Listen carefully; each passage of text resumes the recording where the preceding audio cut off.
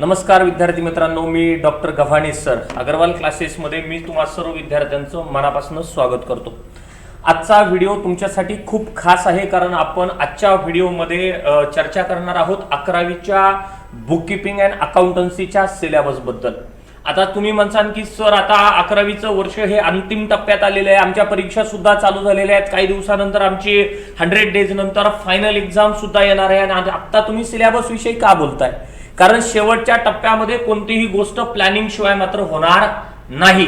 त्यामुळे आपण अकाउंटन्सीचं आज आपण प्लॅनिंग पाहणार आहोत। म्हणजे बुककीपिंग अँड अकाउंटन्सीचं जर फाउंडेशन क्लियर असेल, म्हणजे तुम्हाला मैं एक उदाहरण देतो, कौन सी भी बिल्डिंग बनाया जाइए ना तो उसका फाउंडेशन अच्छा होना चाहिए। जब तक फाउंडेशन कौन सी भी बिल्डिंग का अच्छा नहीं होता ना तब तक उसके ऊपर हम मंजिलें नहीं चढ़ा सकते। तो आपको बुककीपिंग एंड अकाउंटेंसी के मंजिल पे आखिरी मंजिल तक पहुंचना है तो आपको 11th स्टैंडर्ड का सिलेबस जानना बहुत जरूरी है। और सिलेबस के अंदर हम 12th स्टैंडर्ड में उसको क्या क्या लेके जा सकते हैं, क्योंकि आपका 1 में अपना टारगेट है 12th स्टैंडर्ड में अच्छा खासा मार्क्स अकाउंटेंसी में अपने को लाना है। जब तक 11th स्टैंडर्ड का अकाउंटेंसी परफेक्ट नहीं होता तब तक आपका 12th स्टैंडर्ड में मार्क्स आना मुमकिन है नहीं।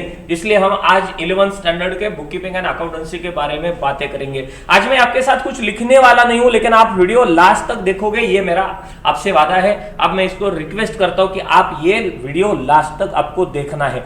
सबसे पहले इंट्रोडक्शन ऑफ बुककीपिंग अकाउंटेंट के साथ शुरू करते हैं। इंट्रोडक्शन एंड बुककीपिंग अकाउंट के बारे में आपको ऑब्जेक्टिव के क्वेश्चन आ सकते हैं 11th स्टैंडर्ड में, आपको आंसर इन 1 सेंटेंस में पूछा जा सकता है। उसके बाद टर्म और फ्रेज है, book fill in the blanks है, बराबर। उसके बाद पैराग्राफ राइटिंग में भी आपको क्वेश्चन आ सकते हैं। लेकिन प्रैक्टिकल प्रॉब्लम के बारे में आज मैं आपसे ज्यादा बात करूंगा, क्योंकि जैसे ही अभी 11th स्टैंडर्ड का सेकेंड टर्म जो भी चालू है, और सेकेंड टर्म में सबसे ज्यादा इंपॉर्टेंस है आपका कैश बुक, बराबर ना। और कैश बुक है, उसके बाद सब्सिडियरी बुक्स ऑफ अकाउंट है। कैश बुक में हम क्या क्या देखा था कि कैश बुक में हम सिंगल कॉलम कैश बुक देखा था, डबल कॉलम कैश बुक देखा था, उसके और पीटी कैश बुक भी देखा था, बराबर कि नहीं। Simple column cash book, double column cash book and PT cash book, ये बहुत सारा इंपॉर्टेंट चैप्टर है अपने सेकंड टर्म के लिए। उसके साथ साथ सब्सिडियरी बुक्स ऑफ अकाउंट भी उसके साथ बहुत बड़ा इंपॉर्टेंट चैप्टर है। सब्सिडियरी बुक्स ऑफ अकाउंट में हमने देखा था कि परचेस देखा था, सेल्स देखा था, परचेस रिटर्न देखा था, सेल्स रिटर्न देखा था, जर्नल प्रॉपर भी देखा था। ये भी अपने आपको प्रैक्टिकल प्रॉब्लम में आ सकता है। बैंक रिकंसिलिएशन स्टेटमेंट है, और सबसे अच्छा चैप्टर है depreciation and final account. Depreciation एक चैप्टर है जो प्रैक्टिकल प्रॉब्लम सेकंड टर्म में आपको कंपलसरी आना ही आना है। फाइनल अकाउंट, अभी ये फाइनल अकाउंट जो है, जो 12th स्टैंडर्ड का जो फर्स्ट चैप्टर है वो है partnership final account, and 11th standard का लास्ट चैप्टर जो है वो है प्रोप्राइटरी फर्म्स फाइनल अकाउंट। अब ये प्रोप्राइटरी फर्म का फाइनल अकाउंट है, और 12 में जाके आपको आने वाला है पार्टनरशिप का फाइनल अकाउंट। जब तक आप प्रोप्राइटरी का फाइनल अकाउंट नहीं समझ सकते तब तक आपको जो 12 का जो फर्स्ट चैप्टर है वो पार्टनरशिप फाइनल अकाउंट, वो आपको समझ में नहीं आएगा। क्योंकि बात तो एक ही है, 11th स्टैंडर्ड में हम trading account, profit loss account and balance sheet सीख रहे हैं। 11th स्टैंडर्ड में हम क्या बनाना सीख रहे हैं? Trading account, profit loss account, balance sheet, that final account सीख रहे हैं। लेकिन फाइनल अकाउंट आने के लिए आपको जर्नल आना जरूरी है, जर्नल एंट्रीज आना जरूरी है। और जर्नल एंट्री आने के लिए आपको रूल पता होना चाहिए, रूल पता होना चाहिए। कौन से रूल सर? कौन से rule? Golden rule of accounting, बराबर। Personal, real, nominal. Personal account का रूल क्या है? Debit the receiver, credit the giver, बराबर। रियल अकाउंट का रूल क्या है? Debit what comes in, credit what goes out. Nominal account का रूल क्या है? Debit expenses and losses and credit the income and gains. ये हमने फर्स्ट, सेकंड, थर्ड चैप्टर में पढ़ा है जर्नल में, बराबर। Double entry bookkeeping and account system में, डबल एंट्री बुककीपिंग सिस्टम में पढ़ा है अपन लोगों ने। 3 टाइप के अकाउंट होते हैं, पर्सनल अकाउंट होता है, रियल अकाउंट होता है और नॉमिनल अकाउंट होता है। ये तीनों अकाउंट अपने देखे आपको आ रहे, तो ये सबसे बड़ी जरूरी है। जब तक आपको जर्नल एंट्री नहीं आती तब तक आपका लेजर अच्छा नहीं होगा, बराबर। जर्नल एंट्री गलत है तो आप ऑटोमेटिकली आपका लेजर गलत हो जाएगा। लेजर ही गलत हो गया तो आपका जो बैलेंस बनेगा वो भी गलत आ जाएगा, जो भी कैरी डाउन आएगा वो भी गलत आएगा, और उसके बाद ऑटोमेटिकली ट्रायल बैलेंस गलत हो जाएगा, बराबर ना। तो ट्रायल बैलेंस गलत है तो फाइनल अकाउंट पक्का गलत है, बराबर। फाइनल अकाउंट आपका टैली होने वाला नहीं है। इसी चक्कर में आपको मैंने क्या बोला कि सबसे पहले आपको आना जरूरी क्या है? Journal entry. जर्नल एंट्री आ गया तो लेजर आ जाएगा, लेजर आ गया तो आपको ट्रायल बैलेंस आएगा, ट्रायल बैलेंस आ गया तो आपको फाइनल अकाउंट आ जाएगा, फाइनल अकाउंट आएगा मतलब क्या आएगा मेरे दोस्तों, फाइनल अकाउंट आएगा मतलब क्या आएगा, आपको ट्रेडिंग अकाउंट आ जाएगा, प्रॉफिट एंड लॉस अकाउंट आ जाएगा और बैलेंस शीट भी आ जाएगा।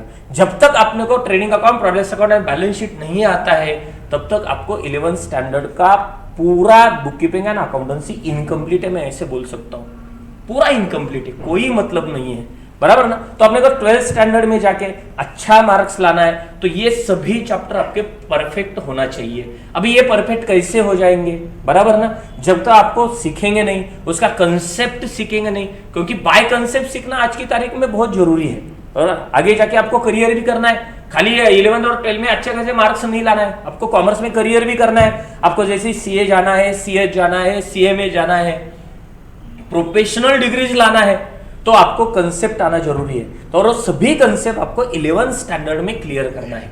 जैसे आप 11th स्टैंडर्ड के लिए कंसेप्ट के बारे में बोलते हो तो मैं आपको बोल देता हूं कि 16 तारीख से हम फ्री बैच अनाउंस कर रहे हैं 11th स्टैंडर्ड के लिए, कि जिस बैच में मैं खुद आपको बुक कीपिंग एंड अकाउंटेंसी ये सब्जेक्ट पढ़ाने वाला हूं और उसी सब्जेक्ट में जो भी सेकंड टर्म के चैप्टर है वो सभी पढ़ाने वाला हूं और जो फर्स्ट टर्म के चैप्टर है उसके सभी कंसेप्ट आपको क्लियर करूंगा विथ नोट्स, विथ नोट्स। आपको नोट्स भी प्रोवाइड किए जाएंगे अग्रवाल क्लासेस की तरफ से।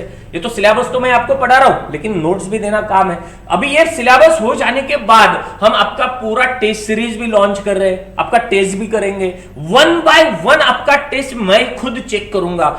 पुणे में तो बहुत सारे क्लासेस है आपको पता है, लेकिन जो आदमी पढ़ाता है वो कभी भी पेपर पुणे का चेक नहीं करता। ये भी हिस्ट्री है कोचिंग क्लास की, ये हिस्ट्री हर कोई कोचिंग क्लास की, कि जो सब्जेक्ट टीचर है वो पेपर चेकिंग में फंसता नहीं है। कोई और ऑफिस वाले बंदे पेपर चेक करते हैं, लेकिन मैं आपको प्रॉमिस करूंगा कि जब आप अग्रवाल क्लासेस में एडमिशन करोगे ना तो ये बुक कीपिंग एंड अकाउंटेंसी का हर बच्चे का पेपर मैं सब्जेक्ट फैकल्टी इसी नाते आपका पेपर चेक करवा के दूंगा।